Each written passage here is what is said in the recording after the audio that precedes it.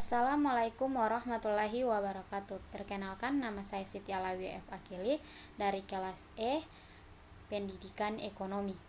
Saya akan memaparkan materi yang berjudul Sejarah Bahasa.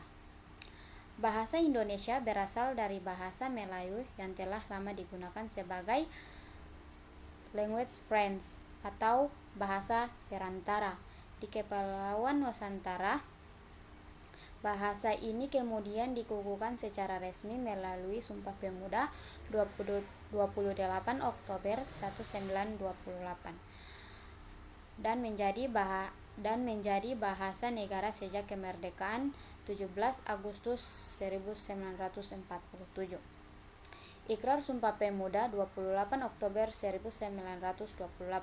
Pertama, kami putra dan putri Indonesia mengaku bertumpah darah yang satu tanah air Indonesia. 2. Kami putra dan putri Indonesia mengaku berbangsa yang satu bangsa Indonesia. 3. Kami putra dan putri Indonesia menjunjung bahasa persatuan bahasa Indonesia. Bahasa nasional. Sebagai bahasa nasional, bahasa Indonesia berfungsi sebagai lambang identitas bangsa, pemersatu berbagai suku, dan alat penghubung antar daerah. Bahasa negara. Sebagai bahasa negara, pasal 36 UUD 1945 digunakan dalam administrasi pemerintah, pendidikan formal, dan dokumen resmi kenegaraan. Pengaruh bahasa asing. Bahasa Indonesia menyerap kosakata dari bahasa Sanskerta, Arab, Belanda, Portugis, dan Inggris, memperkaya khanazah kosakata nasional. Pembinaan dan pengembangan dikelola oleh Badan Pengembangan dan Pembinaan Bahasa atau Badan Bahasa di bawah Kemdikbudristek untuk menjaga kemurnian dan perkembangan. Fungsi bahasa Indonesia: pertama, alat komunikasi; kedua, lambang identitas bangsa; tiga, alat pemersatu bangsa; empat, bahasa pengantar pendidikan; kelima, bahasa resmi kenegaraan; keenam, pengembangan iptek; ketujuh, media seni dan budaya; kedelapan, ekspresi diri. Berikutnya penjelasan materi, hakikat, dan ciri-ciri bahasa. Hakikat bahasa. Hakikat bahasa adalah sifat dasar atau fungsi utama bahasa bagi manusia. Bahasa tidak hanya sebagai alat berbicara, tetapi juga memiliki beberapa peran penting dalam kehidupan.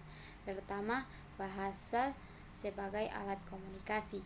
Bahasa digunakan manusia untuk menyampaikan informasi, ide, dan perasaan kepada orang lain. Contohnya, percakapan sehari-hari, pidato, diskusi, atau tulisan.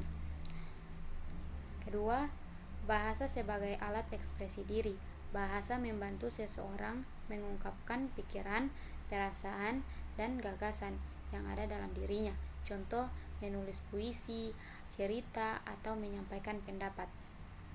Ketiga, bahasa sebagai alat integrasi sosial. Bahasa memungkinkan manusia berinteraksi dan menjalin hubungan dalam masyarakat. Dengan bahasa, orang dapat bekerja sama, berdiskusi, dan membantu kebersamaan. Keempat, bahasa sebagai perwujudan pikiran dan budaya. Bahasa mencerminkan cara berpikir dan kebudayaan suatu masyarakat. Nilai tradisi dan pengetahuan suatu bahasa banyak tersimpan dalam bahasa. Ciri-ciri bahasa. Bahasa memiliki beberapa karakteristik atau sifat yang membedakannya dari sistem komunikasi lain. Pertama, arbitrer. Hubungan antara kata dan maknanya bersifat bebas atau tidak harus. Contohnya, hewan yang sama disebut kucing dalam bahasa Indonesia dan cat dalam bahasa Inggris. Kedua, konvensional. Bahasa digunakan berdasarkan kesepakatan bermasyarakat pemakaian. Jika masyarakat tidak menyepakati suatu kata, maka kata tersebut tidak akan dipakai. Ketiga, dinamis. Bahasa selalu berkembang dan berubah mengikuti zaman. Contoh, munculnya kata baru seperti gadget, online, atau unggah. Keempat, sistematis. Bahasa memiliki aturan atau sistem yang teratur, mulai dari bunyi, kata, hingga kalimat. Contohnya, bunyi, huruf atau fonem. Kata, gabungan bunyi yang memiliki arti. Kalimat, susunan kata yang membentuk makna lengkap. Terima kasih. Sekian dari saya. Wabillahi taufiq wal hidayah. Wassalamualaikum warahmatullahi wabarakatuh.